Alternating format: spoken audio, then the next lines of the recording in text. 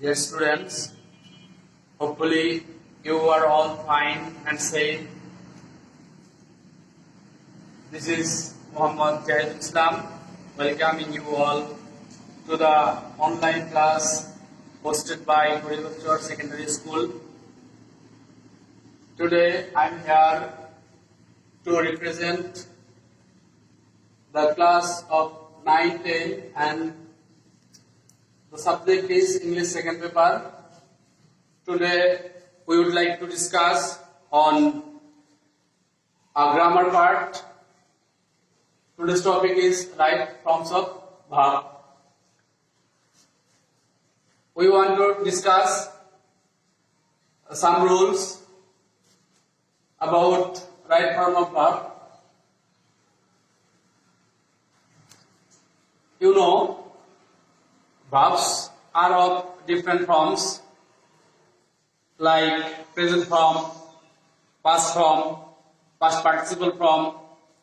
It also may be in present participle, etc. Here we will give you some rules from verbs with present form.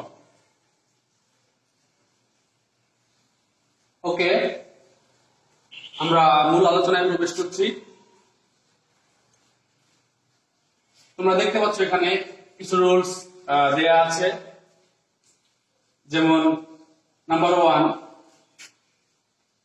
বর্তমান প্রেক্ষাপট নিয়ে কোনো কিছু বলা হলে, বর্তমান প্রেক্ষাপট বলতে তোমরা বুঝো কোনো বর্তমানের কোনো ঘটনা বা কোনো বিষয়ের গুরুত্ব, উপকারিতা এই জাতীয় কোনো কিছু বর্ণনা করা হলে সেগুলো সাধারণত প্রেজেন্ট ফর্মে হয়। তোমাদের মনে রাখা উচিত এই রাইট ফর্ম অফ ভার্ব করতে গেলে তোমাদের প্রথমেই প্যাসেজটির মুড বুঝতে হবে। যে প্যাসেজটি গ্যাপ ফিলিং আকারে আসবে, তোমরা জানো এখানে 10টি গ্যাপ থাকে, প্রত্যেকটা হাফ নাম্বার থাকে এবং 10টা গ্যাপ থেকে তোমরা 5 নাম্বার অর্জন করতে পারবে। তো এই জন্য প্যাসেজটির মুড বোঝা খুবই জরুরি। মুড বলতে প্যাসেজটির ভাব, এটা কি প্রেজেন্ট মুডে আছে নাকি পাস্ট মুডে আছে। তো প্রথম রুলসটা এরকম বলা আছে, বর্তমান প্রেক্ষাপট নিয়ে কোনো কিছু বলা হলে সেক্ষেত্রে ভার্বটির প্রেজেন্ট ফর্ম হবে। এক্ষেত্রে তোমরা জানো, এক্ষেত্রে যদি সাবজেক্টটি থার্ড পারসন সিঙ্গুলার হয় তবে ভার্বের শেষে অ্যাস বা ইএস যুক্ত হবে।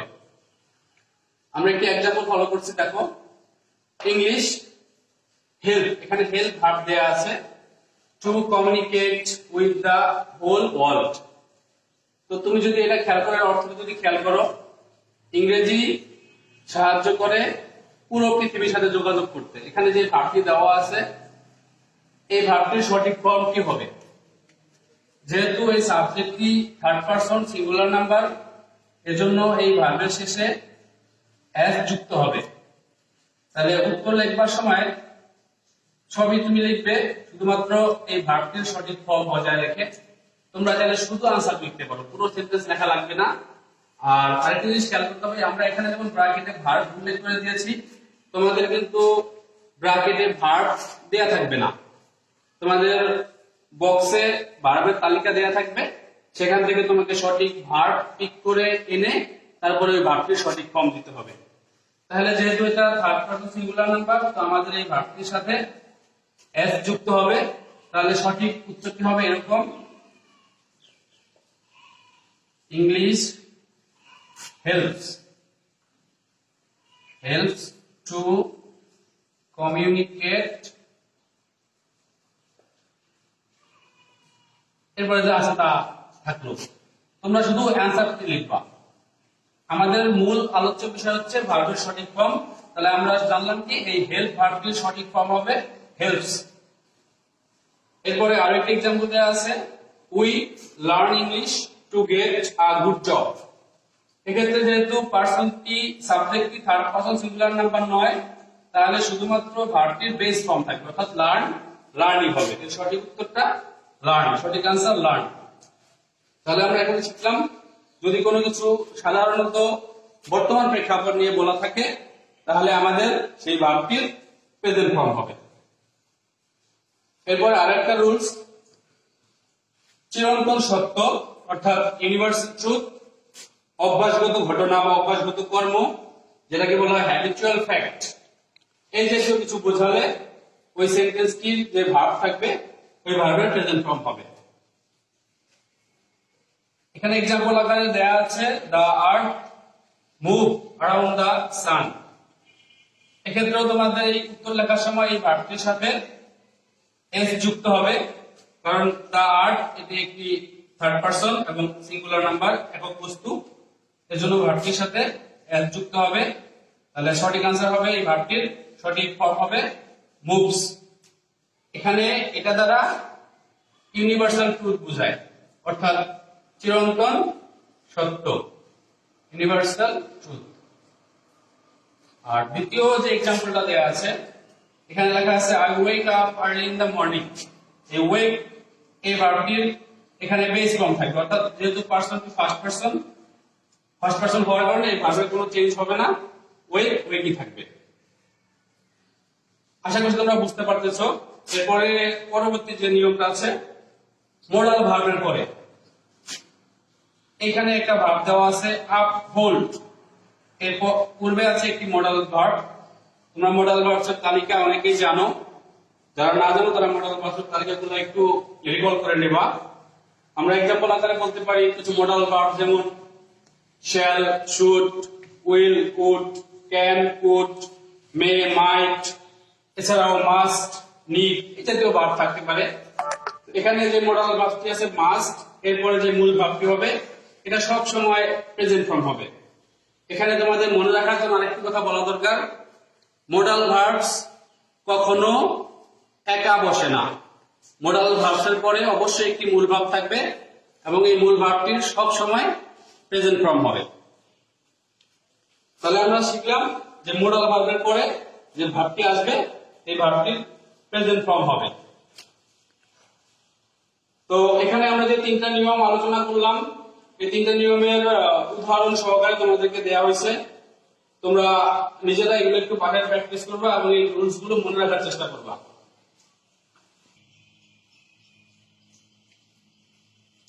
ওকে স্টুডেন্টস, আমরা পরবর্তী কয়েকটি নিয়ম নিয়ে কথা বলবো। এখানে আমরা দেখতে পাচ্ছি প্রথমেই do, does, did, let, but, এই যে কয়েকটি ওয়ার্ড আছে, এগুলোর পরে কি হবে, ভার্বের বেস ফর্ম হবে। আমরা এখানে আলোচনা করছি ভার্বের প্রেজেন্ট ফর্ম নিয়ে। তো যে তিনটা নিয়ম আলোচনা করা হয়েছে তার পরবর্তীতে যে নিয়মটা আসছে do, does, did, let, but, এরপরে ভার্বের প্রেজেন্ট ফর্ম হবে। এরপরে প্রেজেন্ট ফর্ম হবে এই কথাটা লেখা নাই, কিন্তু বুঝে নিতে হবে, কারণ আমরা সবগুলো ভার্বের প্রেজেন্ট ফর্ম নিয়ে কথা বলছি। এখানে প্রেজেন্ট ফর্মের যে নিয়মাবলী এগুলো নিয়ে কথা বলছি। তাহলে এখানে স্পষ্ট do, does, did, let, but, এরপরে প্রেজেন্ট ফর্ম হবে। এক্সাম্পল দেখা যাচ্ছে he does not waste his time, he does not waste his time. এই যে নিয়মে ডাজ এর কথা বলা আছে, এখানে সেই ডাজ আছে, এই কারণে এই ডাজের পরে এই যে মূল ভার্বটি দেয়া আছে, একটা ভার্ব দেয়া আছে, এই ভার্বের প্রেজেন্ট ফর্ম হবে, অর্থাৎ ওয়েস্ট কি হবে। এরপরে নিয়মটা দেয়া আছে টু এর পরে ভার্বের প্রেজেন্ট ফর্ম হবে, এটাকে ইনফিনিটিভ টু বলা হয়। যখন আমরা টুর পরে ভার্ব বসে তখন আমাদের ওই ভার্বটা দ্বারা কোনো উদ্দেশ্য প্রকাশ করা বোঝায়। যেমন I want to leave alone, আমি একা থাকতে চাই, এখানে উদ্দেশ্য হচ্ছে একা থাকা, এই জন্য এই টু এর পরে ভার্বের বেস ফর্ম হবে। কিন্তু আরো কিছু এক্সেপশনাল নিয়ম আছে টুর পরে, আমরা সেটা পরবর্তী নিয়মগুলো শেখানোর সময় তোমাদেরকে বলে দেবো যে কিসের সাথে টু যুক্ত থাকলে এরপরে ভার্বটা প্রেজেন্ট ফর্ম হবে না, সেটা ব্যতিক্রম নিয়ম। যেমন আমরা বলতে পারি উইথ এ ভিউ টু, যদি আমি লিখি উইথ আ ভিউ টু, এটা লিখলে কিন্তু টুর পরে আর প্রেজেন্ট ফর্ম হবে না, এরপরে ভার্বের সাথে আইএনজি যুক্ত হবে। এই নিয়মটা তোমরা পরে পাবা, যখন আমরা ভার্বের সাথে আইএনজি যুক্ত হওয়ার রুলসগুলো দেব তখন এই জাতীয় রুলসগুলো তোমাদেরকে দেওয়া হবে। কিন্তু প্রথমে প্রাথমিকভাবে মনে রাখতে হবে যে টু এর পরে সর্বদা ভার্বের প্রেজেন্ট ফর্ম হবে, এটাকে ইনফিনিটিভ টু বলা হয়। হ্যাঁ, তাহলে এখানে শুধুমাত্র উত্তরটা হবে কি, আনসারটা হবে leave, I want to leave alone. এর পরবর্তী যে রুলসটা আছে এখানে তোমরা অনেকগুলো ওয়ার্ড দেখতে পাচ্ছ একসাথে, had better, had rather, would better, would rather. এই চারটি শব্দের পরে যদি ভার্ব থাকে তাহলে সেই ভার্বের প্রেজেন্ট ফর্ম হবে। এখানে লেখা আছে I would better die then beg. I would better die then beg, অর্থাৎ আমি মরে যাব তবু ভিক্ষা করব না, আমি বরঞ্চ মরবো তবু ভিক্ষা করব না। তো সেই অর্থে উড বেটার আছে, উড বেটারের পরে ভার্বের প্রেজেন্ট ফর্ম হবে। তো যে ভার্বটা দেয়া আছে ডাই, আমরা এটাকে ডাই লিখে দেব। ডাই এর প্রেজেন্ট ফর্ম ডাই। তো আমরা এখানে যে তিনটা নিয়ম আলোচনা করলাম আশা করি তোমরা বুঝতে পেরেছো। প্রথমটা do, does, did, let, but. তোমাদের কিন্তু এই ওয়ার্ডগুলো মনে রাখতে হবে। যদি ভুলে যাও তাহলে কিন্তু তুমি মনে রাখতে পারবে না যে প্রেজেন্ট ফর্ম হবে নাকি পাস্ট ফর্ম হবে। মনে রাখা খুব দরকার। এরপরে দ্বিতীয়টা টু এর পরে আরেকটা হচ্ছে had better, had rather, would better, would rather. এরপরেও ভার্বের প্রেজেন্ট ফর্ম হবে। এখানে সবগুলো নিয়ম ভার্বের প্রেজেন্ট ফর্ম নিয়ে আলোচনা করা হয়েছে। তাই এখানে স্পষ্ট যে এরপরে কি হবে এটা তোমাদের বুঝতেই হবে। এরপরে ভার্বের প্রেজেন্ট ফর্ম হবে। ওকে, আমরা একেবারে শেষ নিয়মটা নিয়ে কথা বলবো এখানে, মানে প্রেজেন্ট ফর্মের ভার্বের যে প্রেজেন্ট ফর্মগুলোর নিয়মগুলো নিয়ে আমরা এখন আলোচনা করছি, তার একেবারে শেষ নিয়মটা নিয়ে কথা বলবো। এখানে কিছু ভার্বের তালিকা দেওয়া আছে, দেখো তোমরা। ওয়ান্ট, ট্রাই, লাইক, লাভ, এই চারটি ভার্ব আছে। এই ভার্বগুলোর পরে তোমরা এখানে খেয়াল রাখতে হবে, এই চারটি ভার্ব তোমাদের মুখস্থ থাকতে হবে। এই চারটি ভার্বের পরে তোমার অটোমেটিক্যালি টু আসবে। তো টু যদি আসে, যদি টুর পরে আবার যদি কোনো ভার্ব বসাতে হয় তাহলে আমরা কি কোন ফর্মে দেব? আমরা একটু আগে শিখেছি যে টুর পরে ভার্বের প্রেজেন্ট ফর্ম হয়।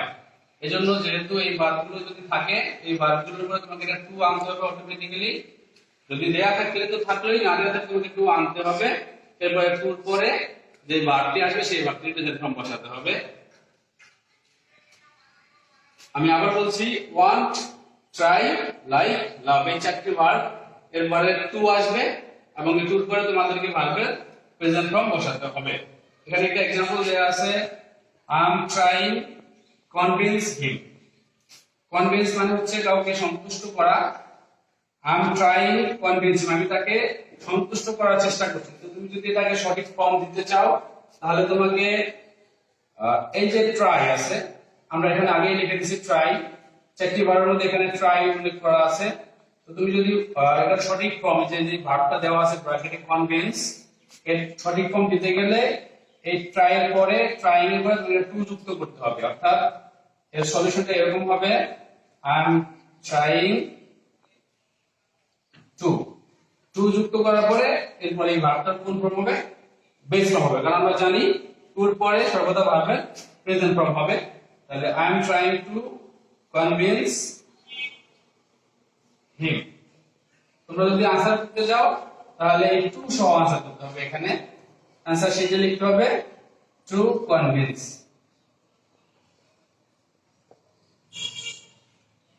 ঠিক আছে শিক্ষার্থী বন্ধুরা, আমরা ক্লাসের একেবারে শেষ পর্যায়ে আছি। আমরা আজকে যে আলোচনাটা করলাম, আমাদের আলোচনার বিষয় ছিল right form of verb. Right form of ভার্বের মধ্যে আমরা জানি ভার্বের যতগুলো ফর্ম হয় তার মধ্যে একটি ফর্ম হচ্ছে ভার্বের প্রেজেন্ট ফর্ম। তো আমরা এখানে প্রেজেন্ট ফর্মের কিছু নিয়ম কানুন নিয়ে আলোচনা করেছি। আশা করছি তোমাদের জন্য এই নিয়মগুলো খুবই উপকারী হবে এবং তোমরা এগুলো সুন্দরভাবে বাসায় নোট করে মনে রাখার চেষ্টা করবে। আমরা এই পরবর্তী ক্লাসগুলোতে ভার্বের পাস্ট ফর্ম, ভার্বের পাস্ট পার্টিসিপল ফর্ম এগুলো নিয়ে কথা বলবো। আশা করছি তোমরা সামনের ক্লাসগুলোর জন্য প্রস্তুতি নিয়ে রাখবে এবং আজকে যে ক্লাসটা, এই ক্লাসটা সুন্দরভাবে বাসায় প্র্যাকটিসের মাধ্যমে মনে রাখার চেষ্টা করবে। তোমরা সবাই এই করোনা পরিস্থিতির মধ্যে বাসায় অবস্থান করবে এবং নিজেদের যে পড়াশোনা কার্যক্রম এটা নিয়মিত চালিয়ে যাবে। বাড়ির বাইরে অতি প্রয়োজন ছাড়া বের হবে না এবং বের হলে সুরক্ষামূলক করোনা পরিস্থিতি থেকে বা করোনা ভাইরাস থেকে নিজেকে রক্ষা করতে যে সুরক্ষামূলক ব্যবস্থা এটা নিয়ে বের হবে। আমরা পরবর্তী ক্লাসে তোমাদের সাথে আবার দেখা করব। সে পর্যন্ত সবাই নিরাপদে থাকবা, বাসায় থাকবা। ধন্যবাদ সবাইকে।